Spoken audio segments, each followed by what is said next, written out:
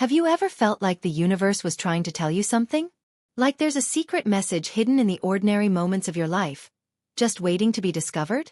Well, that's exactly what happened to Jake, a small-town florist whose simple daily routine turned into the most mind-blowing love story you'll ever hear. Imagine this: every single day without fail, a man orders a bouquet of flowers to be delivered to a mysterious woman. No name, no address, just a time and a place. And for months, Jake follows the instructions, handing over those roses, lilies, and daisies to a stranger who never says a word, until one day, everything changes. The moment he looks into her eyes, his world stops. Because here's the twist: he knows her. And not just in the casual, passing by kind of way. She's the one who got away. The love he thought he'd lost forever. But why is someone sending her flowers every day? Who's behind this? And what happens when she finally realizes who's been delivering them? If you're someone who believes in fate, second chances, or love that defies all odds, then you're in the right place. Because today, we're diving deep into a story so unbelievable, so heart-wrenching, that you'll be holding your breath until the very last second. And here's the best part. You're going to get the answers you came for. No clickbait. No fake-outs. Just a real, raw, emotional journey that'll make you question everything you know about destiny. But before we get to the life-changing moment when Jake realizes the truth, let's rewind to the beginning. Back when this was just another ordinary flower delivery. Picture this: a quiet flower shop on the corner of Maple Street, the scent of fresh blooms filling the air, and Jake, a guy who thought his life was as predictable as the changing seasons. He had his routines, his morning coffee, his afternoon arrangements, his evening deliveries. But then came the order. The one that didn't make sense. A single red rose, to be left on a park bench at exactly 3:07 p.m. No recipient. No note. Just a rose. At first, Jake thought it was a prank. But when the orders kept coming, day after day, week after week, he couldn't ignore the mystery anymore. Who was this woman? Why did she never speak? And why did his heart race every time he saw her? Here's where things get even wilder. Because this isn't just a story about secret admirers and hidden identities. It's about timing.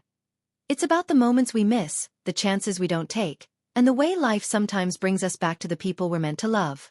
And Jake? He was about to find out that the universe had been working overtime to bring them together. But the real question is, what happens next? When the truth comes out, will it be a happy ending? Or is this just the beginning of a heartbreak neither of them saw coming? Stick around, because this story isn't just about flowers. It's about you. It's about that one person you still think about, the one who slipped through your fingers. And by the end of this video, you'll be asking yourself, what if? What if fate is real? What if second chances exist? And most importantly, what if the love of your life is closer than you think? Don't go anywhere. The best part is just ahead. Jake's life had always been quiet, predictable, until the flowers came. The first time he received the order, he barely gave it a second thought. A single red rose, left on a park bench at 3:07 p.m. sharp. No name, no note, just the same instruction every day. Place it and walk away. At first, he assumed it was some romantic gesture, a secret admirer playing a long game. But as the weeks turned into months, the mystery deepened. The woman who picked up the rose never spoke, never lingered. She was a ghost in a sun hat, her face always half hidden behind oversized sunglasses, her hands trembling ever so slightly as she took the flower. Jake tried to catch her eye once, to ask who kept sending them, but she vanished before he could say a word. It gnawed at him. Not just the strangeness of it all, but the way his chest tightened every time he saw her. Like déjà vu. Like a memory he couldn't quite grasp. Then came the day the routine broke. A storm rolled in, the kind that turns sidewalks into rivers, and Jake arrived at the park drenched, the rose clutched in his fist like a lifeline. He expected her to skip the drop. Who would brave this weather for a flower? But there she was, standing under the broken awning of the old bus stop, her dress soaked through. This time, she didn't run. This time, she looked right at him. And that's when it hit him. Those eyes. Hazel, with a ring of gold around the pupils. Eyes he'd stared into a lifetime ago. Emily. His Emily. The one who'd left without explanation 6 years back. The one who'd taken every piece of him when she walked away. His mouth went dry. What was she doing here? Who was sending her these roses? And why, after all this time, did it feel like his heart was being ripped open all over again? But here's the thing about fate.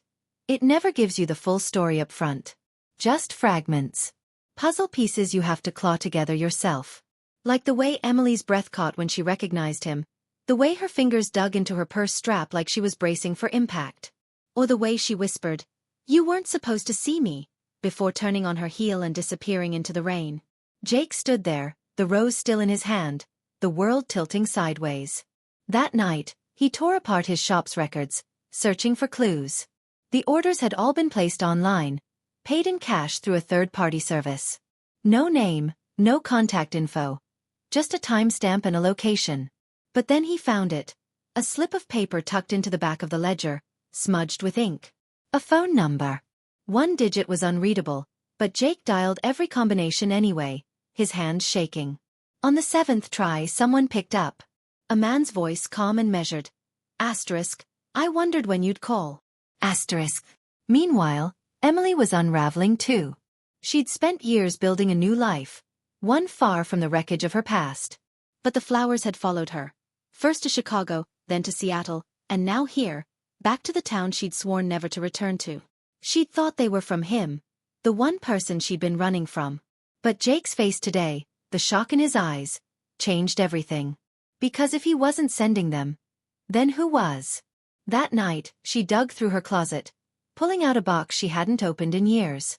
Inside, pressed between the pages of an old book, was a single dried rose. The first one he'd ever given her. The one she'd kept, even when she left. She traced the brittle petals, her mind racing. Was this a cruel joke? A warning? Or something worse? Back at the flower shop, Jake's call with the mystery man took a turn he never saw coming. Asterisk.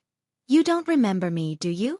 Asterisk, the voice asked, almost amused. Asterisk, "But you will.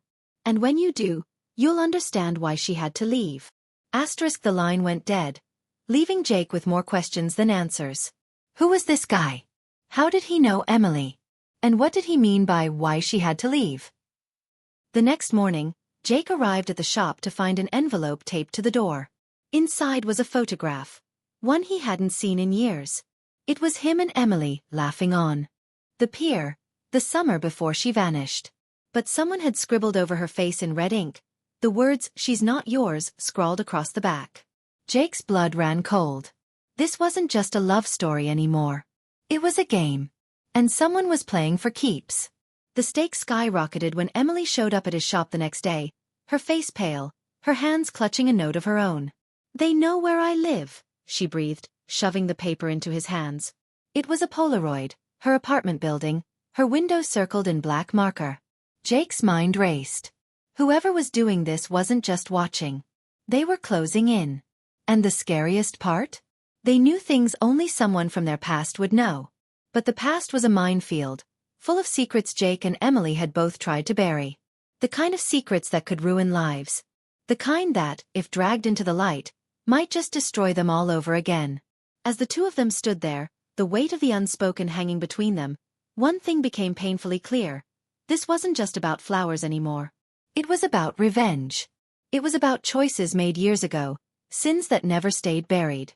And worst of all, they were running out of time to figure it out. Because the next flower delivery wasn't scheduled for a park bench or a doorstep. It was for a gravesite. And the name on the order? Emily's. The graveyard order changed everything. Jake's hand shook as he read the delivery slip. Asterisk, Emily's name, today's date, the old willow plot at Oak Ridge Cemetery. Asterisk, his first thought was that it had to be a sick joke, but the payment had already cleared, and the instructions were chillingly specific. Asterisk, leave the bouquet by the stone with her initials. Do not linger. Asterisk, his stomach twisted. Was this a threat? A warning? Or something far worse? He couldn't just drop flowers on a grave like this was some ordinary delivery. Not when Emily was alive, not when she was standing right in front of him, her eyes wide with terror. But the caller's words echoed in his mind. Asterisk, you'll understand why she had to leave. Asterisk, whatever game was being played, the rules were shifting, and Jake was done being a pawn. Emily's reaction was even more unnerving. When she saw the order, her breath hitched, and her fingers dug into Jake's arm like she was trying to anchor herself. "That's my mother's grave," she whispered. The pieces clicked into place with a sickening clarity. Her mother had died the year Emily left town, the same year she'd cut Jake out of her life without a word. He'd gone to the funeral, stood in the back, heartbroken and confused, but Emily had never looked his way. Now, standing in the flower shop with the scent of lilies thick in the air, she finally told him the truth. "I didn't leave because I wanted to," she said, her voice breaking. Asterisk. "I left because someone made me." Asterisk. Before she could explain, her phone buzzed. A text lit up the screen, a photo of the cemetery, the willow tree in the distance, and a single word, asterisk, waiting. Asterisk. They went to the cemetery together, the tension between them a live wire. The air was thick with the scent of rain and damp earth, the kind of quiet that felt like the world was holding its breath. Under the willow tree, Emily's mother's headstone was pristine, the dates worn but legible. And there, leaning against the marble, was a single white lily, the same flower Jake had placed on the casket 6 years ago. His throat tightened. Whoever was doing this knew things no stranger could. But the real shock came when Emily knelt to touch the lily and found an envelope tucked beneath it. Inside was a key, the kind that opened a safety deposit box, and a faded newspaper clipping from the week her mother died. The headline made her blood run cold. Asterisk. Local woman's death ruled suspicious. Police suspect foul play. Asterisk. Jake had never heard about this. Emily had never spoken of it. But the article hinted at secrets, whispers of debts, of dangerous people her mother had crossed. And then, at the bottom of the clipping, scribbled in the same red ink from the photograph, was a message. Asterisk. You owe me a life. Asterisk. Emily's hands trembled. This isn't about me, she realized. Asterisk. It's about her. Asterisk. But before they could process what that meant, a twig snapped behind them. They turned just in time to see a figure melt into the trees. Someone had been watching them the whole time. That night, Jake and Emily sat in his dimly lit apartment, the key and the clipping laid out between them like pieces of a nightmare. The safety deposit box was at First National, the same bank Emily's mother had used. But going there felt like stepping into a trap. Asterisk. What if this is exactly what they want? Asterisk. Jake asked, his voice low. Emily's reply was hollow. Asterisk. Then we're already in it. Asterisk. She told him the rest then, the part she'd never dared say out loud. Her mother had borrowed money from the wrong people. When she couldn't pay, they came for her. And the night she died, she'd called Emily, her voice frantic. Asterisk. Run. Don't look back. Asterisk. So she did. She vanished, changed her name, and prayed they'd never find her. But the flowers had been the first sign. Someone had known where she was all along. The next morning, they went to the bank. The safety deposit box held one thing. A flash drive. When they plugged it in, the screen filled with scanned documents, loan agreements, IOUs, all signed by Emily's mother. But the last file was a video. The footage was grainy, but the voice was unmistakable. The same man Jake had spoken to on the phone. Asterisk. You thought you could hide forever? Asterisk. He said, his face still off camera. Asterisk. A debt like yours doesn't just disappear. And now it's time to pay. Asterisk. The screen cut to a live feed. A shot of Jake's flower shop, the counter, the door. The timestamp was current. They were watching them right now. Emily's breath came in short gasps. We have to go, she said, already pulling Jake toward the door. But as they burst onto the sidewalk, a black sedan rolled to a stop in front of them. The window slid down, and for the first time, they saw his face. The man from the phone, the one who'd sent the flowers, the one who'd been pulling the strings this whole time. He smiled, slow and cruel. Asterisk. Miss me? Asterisk. He asked. And that's when Jake recognized him. Not a stranger. Not some random enemy. But someone from their past. Someone they'd both trusted. The betrayal hit like a punch to the gut. This wasn't just about money. This was personal. The man tossed a single rose onto the pavement between them. You have until sundown, he said. Asterisk. Or the next delivery will be for real. Asterisk. Then the window rolled up, and the car pulled away, leaving Jake and Emily standing there, the truth crashing over them in waves. They'd spent years running from the past. But now, there was nowhere left to hide. The moment the black sedan disappeared around the corner, Jake and Emily stood frozen on the sidewalk, the weight of the man's threat pressing down on them like a storm about to break. The rose he'd thrown lay between them, its petals too red, too perfect, a mockery of everything that had once been sweet between them. Jake's mind raced. They had until sundown. But to do what? Pay a debt they didn't owe? Run again? Or finally face the past they'd both been running from for 6 long years? Emily's hand found his, her grip tight, and in that moment, Jake knew, there would be no more running. Not this time. They retreated to the back room of Jake's flower shop, the only place that felt safe anymore. The air was thick with the scent of roses and fear as they pieced together the final fragments of the puzzle. The man in the car was Marcus Voss, a name Jake hadn't spoken in years. He'd been a family friend, someone Emily's mother had trusted. But the documents in the safety deposit box told a different story. Marcus wasn't just a lender. He was a predator, trapping people in debts they could never repay. And when Emily's mother had threatened to go to the police, she'd signed her own death warrant. But why come after Emily now? The answer was in the last line of the video. Asterisk, a debt like yours doesn't just disappear. Asterisk, Marcus hadn't just wanted money. He'd wanted revenge for the evidence Emily's mother had hidden, evidence that could destroy him. And he'd been using the flowers to draw her out, to make her desperate enough to lead him right to it. Time was slipping away. The sun was already dipping low, painting the sky in shades of fire. Jake knew they couldn't fight Marcus alone, but going to the police without proof was a death sentence. Then Emily remembered something. Her mother's last words to her hadn't just been asterisk, run. Asterisk, they'd been asterisk, the roses no. Asterisk, at the time, Emily had thought it was delirium, the ramblings of a dying woman. But now it clicked. Her mother had been a florist too, back before the debts, before the fear. There was only one place she would have hidden something. Her old greenhouse, the one that had been left to rot on the edge of town. They reached the greenhouse as the last light of day bled from the sky, the glass panes shattered, the frames sagging under years of neglect.